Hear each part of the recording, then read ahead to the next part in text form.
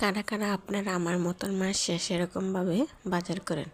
দেখেন, তেল, বিম, সাবান, তারপরে হলো মুখের ক্রিমও আপনাদের সাথে দেখাবো। দেখেন, হলুদ, মুখের ক্রিমও কিনে নিয়ে আসছি, রাত্রে খাবারও নিয়ে আসলাম, যেহেতু আর রান্না না করা লাগে।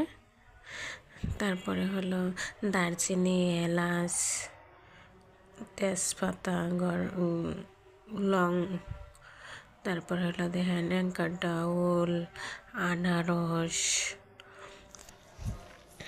লতি, ফুলকপি, শীতের দিন যেতে সেই পড়ছে, সাবানের গুঁড়ো, আলু, পেঁয়াজ, লবণ, মুগের ডাউল,